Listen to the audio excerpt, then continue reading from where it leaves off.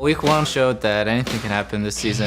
Can you believe it? Complexity gonna take down Cloud9 on day 3. Unbelievable win. I mean, this is probably the craziest LCS split just from the first week's results. Dominate's Smite was down for that, so it wasn't like he was, I'm actually really comfortable on Team Dignitas right now. They have really interesting personalities, I can say. I definitely think in Super Week we underperformed. Seraph is gonna have enough damage to come in here. He actually flashes, doesn't get it, but it does go over to double him. CLG coming out definitively here. 第一周表现有很多幸运成分嘛。我觉得我们第一周的话，可能状态还只能说还行，并不是特别好。LMU will go 4-0 on Super Week.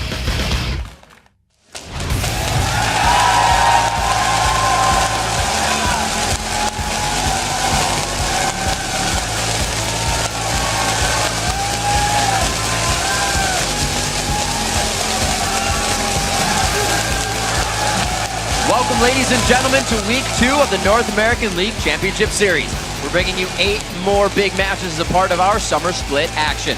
Hello, I'm Riven Kabizin III, and teaming up with me to bring you every gank and Smash Nexus for our first 2 games is Sam Kobiar-McKenzie. Should be a great weekend of games, and as the Super Week showed us, anything can happen. That's why I'm excited. Let's run down the latest and greatest from the league. We start with the new Complexity's man in the mid lane. Prolly will be out this week. Yeah, covering for him this week is going to be a familiar face for LCS fans, Mandatory Cloud, who started playing with Curse Academy after his former team, XTG, was relegated. Yep, and let's turn our attention to the other new team that hit the LCS, LMQ, starting the day in first place. And LMQ are looking like an incredibly strong team, with each member showing that they can step up and carry themselves. Their aggressive playstyle has dictated the pace of their games, and it paid off with a perfect 4-0 Super Week. And we'll see if they can keep the streak going as they face tough competition this week with Dignitas and Cloud9. Yeah, Cloud9 got off to a rocky start. They made team history for all the wrong reasons. Before last week, they had never lost 2 games in a row, and Hai also gave solo lane Soraka her first loss in the North American LCS. However, they were able to end the week with a decisive win over CLG, but the team may not be out of the woods yet as they continue to adjust to getting their shot caller Hai back. Right, it's going to be a tough one. And in the European League's second week of action, there were some huge plays that you were talking about on Twitter. So let's take a look at a few of your LCS big plays. Our first comes from Millennium versus Fnatic. At iCurrent writes, Xpeke's spear onto Creatine at the Baron fight, which pretty much won the fight for Fnatic. Here's your number 3. And that Dean's Unholy Grail exhaust is going to be used. The Wall of Pain goes down as well, and Xpeke's down to less than half HP. This could be the chance for Millennium. Kevin going to dive into the back. Peke going to go low. Soa's trying to tank up, but in the end, he's fallen incredibly low as well. They do finally get rid of the AD carry. Curve going to catch another spear. He's finished off by an auto attack out of Cyanide, but here comes Requiem. How many will he get? He gets just the 1. Let's clear over 2,000 damage in 2 spears, and the one on Creatine, Absolute Zero was the rest. And let's remember, Nunu's the one getting the kills here. With ulti and with the auto attack. It was a good thread of the needle. So next up from the same game, the Sad Lantern for Peke. At Sebastian Behan writes, that auto attack. Calculated for sure. Here's your number 2. Peke was trying to get back, but Lucian surely going to block off his path. There is Creatine! Lantern! Just when you think he got away. Got the double shot off just in time. Finally, though, we have Copenhagen Wolves with the comeback against Roccat. At MMoney31 writes, Unlimited with the epic Thresh move leads to a 4-for-0 in the jungle. Here's your number 1. So it means if you actually go for 1-1, you can chase. Unlimited though, he's in trouble. He's caught out of position completely. The kick coming in. Actually, Wild Growth comes down. That's a lot of healing, but is it enough to keep him alive? The bomb only really catching Countdown. Unlimited still being pressured. Wow. Celeber in the middle of the team is going to go down, and I'm not sure he's the last here. Van depression and finished off by Airwax, who flashes over the wall right in front of Overpower. And Yankos. Slow comes in. Countdown joins around the corner. Airwax going low. The shield. The hook's coming out, and that is another one. Will they be able to finish off Overpower? They will. Airwax going hard on that one as that well. Off-screen hook, too. Yep. That was the most surprising part. All right, everyone, keep an eye out for more of those pulse-pounding moments, and then share them with us by tweeting at LOL Esports, and be sure to use the hashtag LCSBigPlays. So let's take a look at your updated European LCS standings as they are now. Alliance is large and in charge at 5-1. After that, it's SK Gaming and the Super Hot Crew. They're followed by Fnatic and Millennium at 3-3. Then it's the Spring Split darlings Roccat down at the bottom. As for the North American standings, LMQ enters Week 2 in first place. In second, we've got Dignitas and TSM in hot pursuit.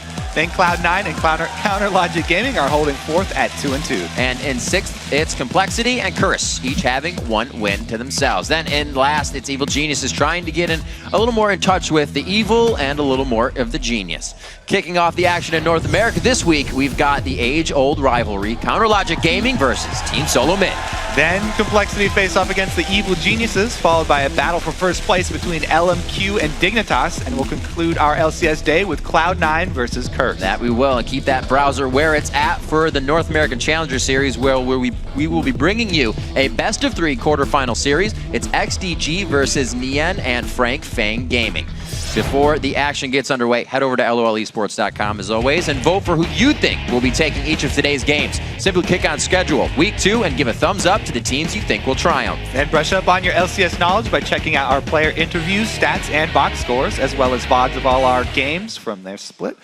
Study hard because there may be a quiz later. That's right, there may be. If you're planning to be in the LA area, reserve your seat to our audience for one of our upcoming shows and get your picture taken with the pros. Click on the tickets link for all the details. But for now, we're going to hand things over to Freak and Jat, who are hanging out at the analyst desk. Take it away, guys. Thank you very much, Riv. What's up, guys? I'm David Freak Turley. With me is Joshua Jat Leisman. We're the analyst desk. Yes, we are. The analyst desk or the analysis desk. That is a long-standing debate. I like analyst desk. I like analyst desk too. Yeah. D-Man, I don't care what you want to say about this one. Now, gearing up for our games today, we want to break down some of the players that we'll be watching.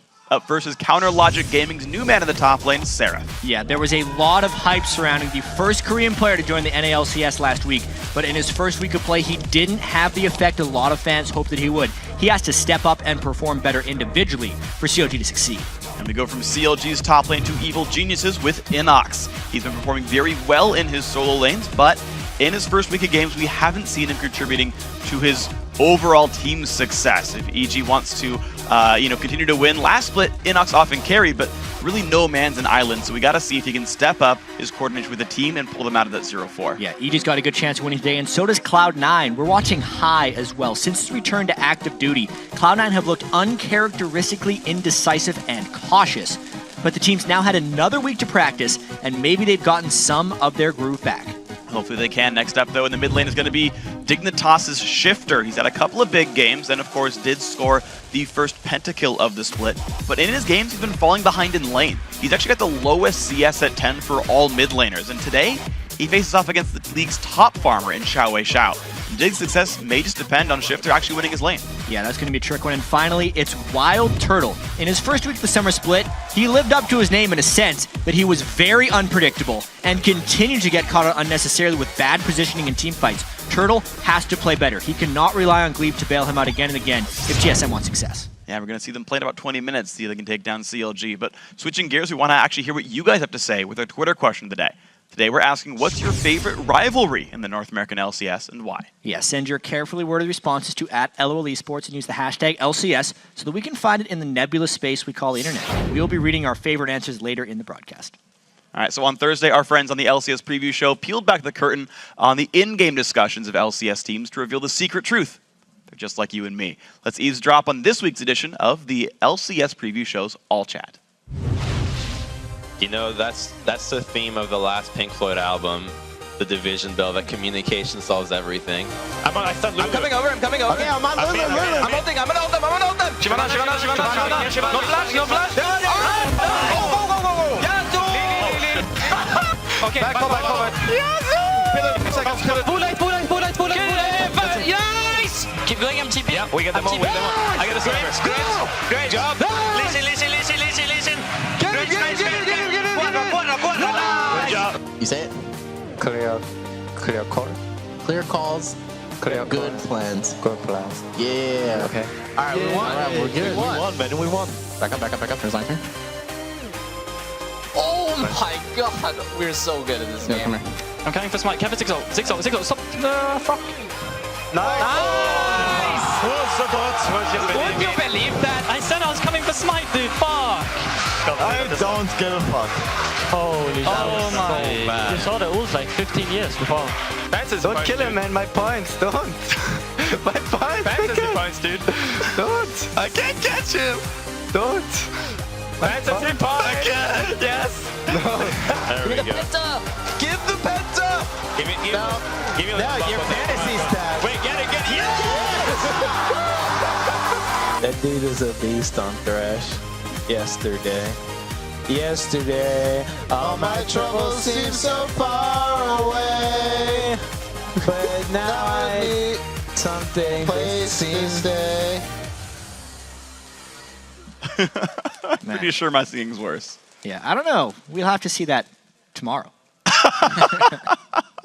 Well, be sure to tune in at the start of each week for the NA LCS, actually both LCS preview show. Yeah, we'll be breaking down the big news from the North American and European leagues, as well as the best in-depth highlights that you'll see, and also provide some sage fantasy advice that may help you dominate your opponents in fantasy. That's Primo Intel. Now, set a reminder to wake up an extra 30 minutes early for Thursday, 8:30 a.m. Pacific Time, 5:30 p.m. Central European, to catch all the knowledge bombs we'll be lobbing in your general direction.